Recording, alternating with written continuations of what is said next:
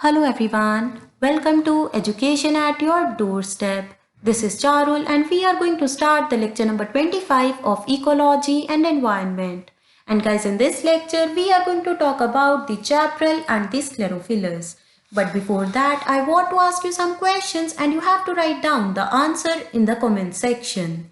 Comment on the stability of the tundra biome. What is the significance of the tree line and the snow line in the alpine tundras? And you have to compare the Arctic tundra with the Antarctic tundra. Guys, if you don't know the answer of these questions and you are finding any problem, then please watch my previous videos. The link is given below in the description.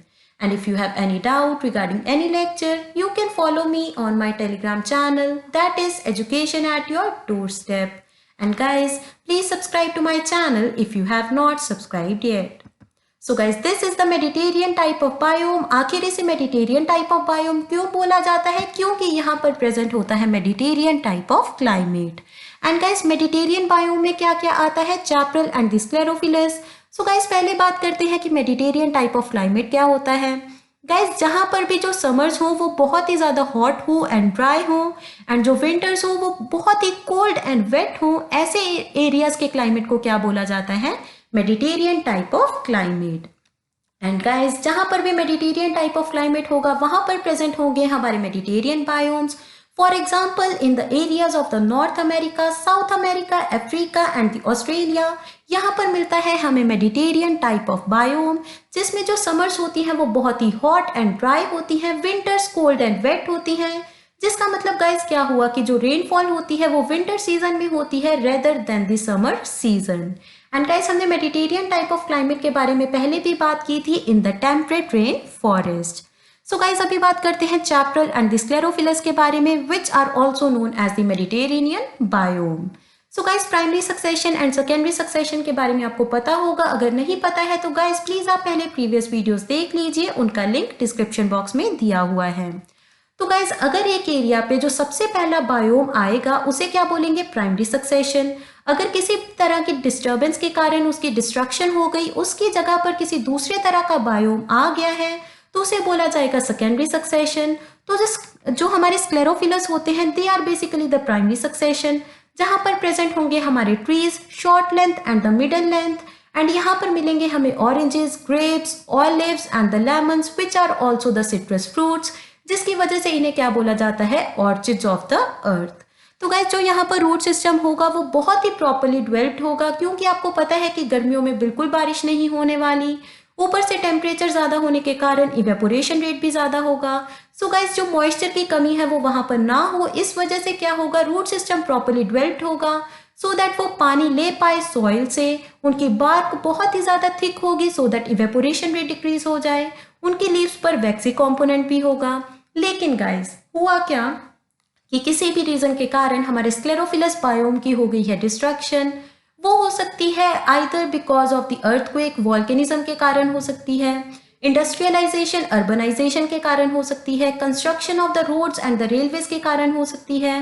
And guys, मैंने आपको बताया कि इन्हें orchids of the अर्थ भी बोला जा सकता है. तो गाइस, हुआ क्या कि हमने बहुत ज़्यादा कलेक्ट करने शुरू कर दिए ऑरेंजेस, लेमन्स, ऑलिव्स, जिसकी वजह से क्या हुआ कि स्क्लेरोफिलस की हो गई एक्सप्लॉयटेशन. एंड यहाँ पर आ गया है हमारा दूसरी तरह का बायोम जिसे बोला जाता है chaparral और the secondary succession of the Mediterranean biome. So guys, पहले तो यहाँ पर ट्रीज प्रेजेंट थे, लेकिन अगर यहाँ पर जो हमारा स्क्लेरोफिलस थी उसकी डिस्ट्रक्शन हो गई तो उसके बाद यहाँ पर सिर्फ और सिर्फ ग्रासेस एंड श्रब्स ग्रो हो जाते हैं, जिन्हें बोला जाता है chaparral बायोम. सो गाइस, उनका रूट सिस्टम भी प्रॉपरली डेवलप्ड होगा, क्योंकि उन्हें भी मॉइस्चर लेने के लिए सॉइल में बहुत डीप जाना पड़ेगा, क्योंकि यहाँ पर रेनफॉल बिल्कुल भी नहीं होती गर्मियों में एंड रेनफॉल सिर्फ और सिर्फ सर्दियों में होती है. एंड इसी को बोला जाता है मेडिटेरियन टाइप ऑफ क्लाइमेट. तो गाइस, स्क्लेरोफिलस में हमने क्या देखा? इसे प्राइमरी सक्सेशन बोलते हैं. यहाँ पर मेडिटेरियन टाइप ऑफ क्लाइमेट होता है. Short length and middle length trees present होते हैं, ऑरेंजेस, ग्रेप्स, लेमन्स, ऑलिव्स मिलते हैं. एंड अगर इसकी डिस्ट्रक्शन होगी तो यहाँ पर chaparral आएंगे. इनका रूट सिस्टम प्रॉपरली डेवलप्ड होगा, रूट्स बहुत ही ज़्यादा डीप जाएंगे सॉइल में सो दैट इन्हें मॉइस्चर मिल जाए. इनकी जो लीव्स हैं उन पर होगा waxy components so that evaporation rate decrease हो जाए. जो इनकी स्टेम होगी, बार्क होगी, वो बहुत ही ज़्यादा थिक होगी, मोटी होगी, सो दैट इवेपोरेशन रेट डिक्रीज हो जाए। सो दैट गाइस हो क्या कि जो हमारे यहाँ पर प्लांट्स प्रेजेंट हैं इन्हें कभी भी मॉइस्चर की कमी ना हो।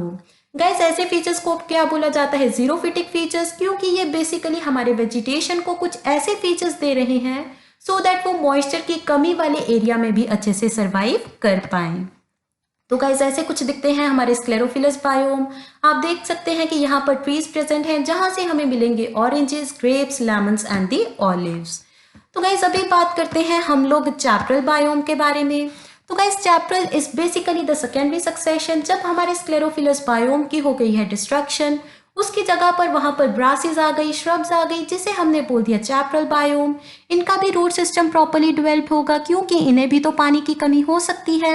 एंड गाइस डिस्ट्रक्शन किस वजह से होगी, अर्थक्वेक आ गया, यहाँ पर किसी भी तरह का वॉल्केनिज्म हो गया, या फिर हमने रोडवेज एंड रेलवेज की कंस्ट्रक्शन के लिए इनको खत्म कर दिया, शिफ्टिंग कल्टीवेशन के लिए, या फिर हमने स्क्लेरोफिलस बायोम्स में से बहुत ज्यादा कलेक्शन शुरू कर दी oranges, lemons, olives and nuts की, जिसकी वजह से उसकी हो गई है डिस्ट्रक्शन एंड उसकी जगह पर यहाँ पर ग्रासेस एंड श्रब्स आ गए हैं जिसे हमने बोल दिया है चैप्टरल बायोम। सो गाइस जो हमारा चैप्टरल बायोम है इसे डिफरेंट कंट्रीज में डिफरेंट नाम से जाना जाता है। अगर हम लोग बात करें ऑस्ट्रेलिया की तो यहाँ पर इसे बोला जाता है मेले, कैलिफोर्निया में इसे बोला जाता है मैक्विस एंड मेटोरल बोला जाता है इन चिली। तो गाइज आपको याद रखना है कि किस कंट्री में चैप्टरल को किस नाम से जाना जाता है। गाइज एक्चुअली बात क्या है कि बहुत कम एजुकेटर्स आपको चैप्टरल एंड स्क्लेरोफिलस के बारे में पढ़ाते हैं, तो आपके पास एक एडवांटेज है कि आप यहाँ पर अच्छे से चैप्टरल एंड स्क्लेरोफिलस बायोम के बारे में पढ़ सकते हैं। So guys this is the image of the chaparral biome. आप देख सकते हैं कि यहाँ पर कोई भी ट्री प्रेजेंट नहीं है, बल्कि यहाँ पर प्रेजेंट है grasses and the shrubs. So guys अभी बात करते हैं यहाँ पर क्या वेजिटेशन होती है। ये पॉइंट मैंने आपको ऑलरेडी बता दिया है कि जो भी हमारे मेडिटेरियन टाइप ऑफ बायोम्स होते हैं यहाँ पर प्रेजेंट होते हैं citrus fruits, for example the oranges, grapes, lemons and the olives, जिसकी वजह से इसे बोला जाता है ऑर्चिड्स ऑफ द अर्थ। क्योंकि गाइज आपको पता होगा कि जहां पर भी हमारे फ्रूट्स मिलते हैं, फ्रूट्स उगाए जाते हैं, उन्हें ऑर्चिड्स बोला जाता है। एंड गाइज ये पॉइंट भी मैंने आपको ऑलरेडी बता दिया है कि रूट सिस्टम प्रॉपर्ली डेवलप होगा, इनकी जो बार्क है वो बहुत ही ज्यादा थिक होगी एंड लीव्स पर वैक्सी कंपोनेंट होगा। These are basically the xerophytic features so that vegetation अच्छे से सर्वाइव कर पाए इवन जब वहां पर मॉइस्चर की कमी हो चुकी है। तो गाइस अभी बात करते हैं कि कौन से ऑरेंजेस किस कंट्री में मिलते हैं। तो अगर हम लोग बात करें इजराइल की तो वहां पर हमें मिलते हैं जाफा ऑरेंजेस। एंड अगर गाइस हम लोग बात करें चाइना की तो यहाँ पर हमें मिलते हैं मैंड्रिन्स ऑरेंज। तो गाइस आपको याद रखना है कि कौन से ऑरेंजेस हमें किस कंट्री में मिलते हैं। तो ये बहुत ही ज्यादा इजी है, I for Israel and J for Jaffa. IJ से आप याद रख सकते हैं एंड चाइना के ऑरेंजेस आप वैसे ही याद रख लीजिए जिन्हें बोला जाता है मैंड्रिन्स। सो गाइज अभी बात करते हैं यहाँ पर कौन कौन से ट्रीज प्रेजेंट होते हैं। तो गाइज आपको पता है चैप्टरल में तो कोई भी ट्री प्रेजेंट नहीं होगा, हमारे ट्रीज प्रेजेंट होते हैं सिर्फ और सिर्फ स्क्लेरोफिलस में। तो वहां पर कौन कौन से ट्रीज प्रेजेंट हैं, ऑरेंजेस के, ग्रेप्स के, लेमन्स के, जो कि बेसिकली सिट्रस फ्रूट्स हैं जिनसे हमें मिलेगा vitamin C which are basically sour in test. और गाइज यहाँ पर हमें क्या मिलेंगे, ऑलिव्स जो कि बहुत ही ज्यादा हेल्दी होते हैं। और गाइज यहाँ पर हमें मिलते हैं नट्स। तो गाइज क्या आप मुझे बता सकते हैं कि हमारी नेशनल ड्रिंक कौन सी है। आई थिंक चाय, क्योंकि हमारे इंडिया में हर इंसान चाय पीता है। लेकिन कुछ कंट्रीज ऐसी भी हैं जहां पर जो ग्रेप वाइन है that is basically the national drink, for example the France, Italy, Spain and the Portugal. तो गाइज होता क्या है कि जो हमारी ग्रेप वाइन है इसकी भी जो कॉस्ट है वो डिफर करती है ऑन द बेसिस कि जो वो ग्रेप्स हैं वो कहाँ पर उगाए गए हैं, वो वाइन कितनी पुरानी है, वहां पर टेम्परेचर कैसा था, कैसे फर्टिलाइजर्स यूज किए गए थे एंड वो कौन से एरिया को बिलोंग करते हैं, उनके बेसिस पर ग्रेप वाइन की कॉस्ट को हम लोग मान सकते हैं। तो गाइस ये हमारी नेशनल ड्रिंक कहाँ की है, France, Italy, Spain and the Portugal. तो गाइस अभी बात करते हैं यहाँ पर कौन कौन से क्रॉप्स हमें मिल जाते हैं। तो गाइस अगर हम लोग इटली की बात करें तो वहां पर हमें मिलते हैं राइस एंड ये गाइस कब उगाए जाएंगे, विंटर सीजन में, क्योंकि तभी तो बारिश होती है। एंड गाइस आपको पता होगा कि राइस को उगाने के लिए बहुत ही ज्यादा पानी चाहिए होता है, तो वो कब मिलेगा, जब बारिश बहुत ज्यादा होगी इन द विंटर सीजन। तो गाइज अभी यहाँ पर और क्या उगाया जाता है, वीट एंड द बार्ली, जो कि ऑल्सो उगाया जाएगा in the winter season. And guys आपको पता होगा कि इटली एक मेजर एक्सपोर्टर ऑफ राइस है, क्योंकि वहां पर राइस आसानी से उगाए जा सकते हैं। वहां की जो कंडीशंस है वो बिल्कुल परफेक्ट है for the growth of the rice and the paddy. तो गाइज अभी बात करते हैं चैपरल्स की, जिसके बारे में मैंने ऑलरेडी बता दिया है। यहाँ पर ग्रासेस एंड श्रब्स प्रेजेंट होगी। This is basically the secondary succession. And guys आपको और क्या याद रखना है कि यहाँ पर आपको सिम्बायोटिक रिलेशनशिप मिल जाएगा between the roots of the grasses और the shrubs and the fungi. तो गाइज इसके बारे में हमने पहले भी पढ़ा है कि this is known as the mycorrhiza. Fungi हमारी ग्रासेस एंड श्रब्स की रूट्स को क्या देगी, फॉस्फेट, सो दैट वो अच्छे से ग्रो कर पाए, वहां पर फोटोसिंथेसिस हो पाए। लेकिन जो बदले में हमारी ग्रास है वो फंजाई को देगी खाना।